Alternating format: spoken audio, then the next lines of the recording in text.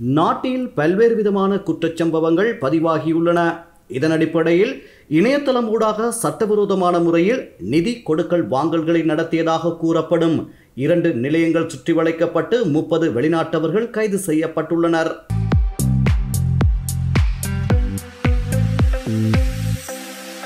குற்றப்புலனாய்வு திணைக்கள அதிகாரிகள் நேற்றிரவு நீர்கொழும்பு பகுதியில் இந்த சுற்றிவளைப்பு நடவடிக்கைகளை மேற்கொண்டுள்ளனர். கைது செய்யப்பட்ட வெளிநாட்டவர்களில் சீனா, பிலிப்பைன்ஸ், மாலைத்தீவு, பாகிஸ்தான், இந்தியா மற்றும் நேபாளம் உள்ளிட்ட பல நாடுகளைச் சேர்ந்த பிரஜைகளும் அடங்குவதாக குற்றப்புலனாய்வு திணைக்களத்தின் சிரேஷ்ட அதிகாரி ஒருவர் தெரிவித்துள்ளார். பேஸ்புக் உள்ளிட்ட சமூக ஊடகங்கள் ஊடாக இவர்கள் இந்த மோசடியில் ஈடுபட்டுள்ளதாக அதிகாரி குறிப்பிட்டுள்ளார். மேலும் 5000 ரூபாய் முதலீடு செய்தால் 3000 ரூபாய் லாபம் கிடைக்கும் என்று கூறி அதிக அளவில் பணம் வசூலித்து இவர்கள் மோசடியில் ஈடுபட்டதாக அதிகாரி குறிப்பிட்டுள்ளார்.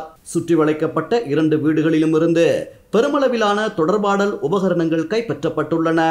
இலங்கையில் தங்கியிருக்கும் இந்த குழுவினர் ஏனைய நாடுகளுக்கும் இந்த மோசடி திட்டத்தை விரிவுபடுத்தியுள்ளதாக கூறப்படுகிறது. இந்நிலையில் குறித்த வெளிநாட்டவர்கள் நீண்ட காலமாக தடுத்து வைக்கப்பட்டு விசாரணைக்கு உட்படுத்தப்பட உள்ளதாக குற்றப்புலனாய்வு திணைக்களத்தின் பணிப்பாளர் சிரேஷ்ட போலீஸ் அத்தியட்சகர் மங்கள தெஹிதனிய குறிப்பிட்டுள்ளார்.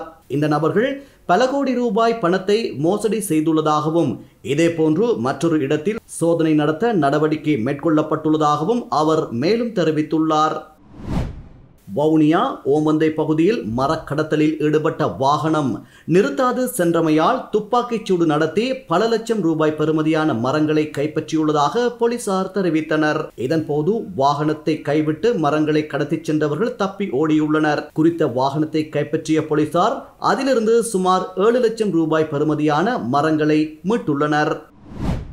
யாழ தேசிய பூங்காவில் மிக நுட்பமாக பயிரிடப்பட்ட 2 கஞ்சா பயிர் செய்கைகளை காவல்துறையினர் ட்ரோன் கேமரா தொழில்நுட்பத்தை பயன்படுத்தி கண்டுபிடித்துள்ளதாக தெரிவிக்கப்படுகிறது. காவல்துறை விசேட அதிரடிப்படையின் உடவளவ முகாமைச் சேர்ந்த அதிகாரிகள் குழுவினால் இந்த நடவடிக்கை மேற்கொள்ளப்பட்டுள்ளது. இந்த நடவடிக்கையின் போது சுமார் 35 பர்ச்சஸ் மற்றும் 25 பர்ச்சஸ் பரப்பளவிலான காணியில் கஞ்சா பயிரிடப்பட்டிருந்ததாக காவல்துறையினர் குறிப்பிட்டனர்.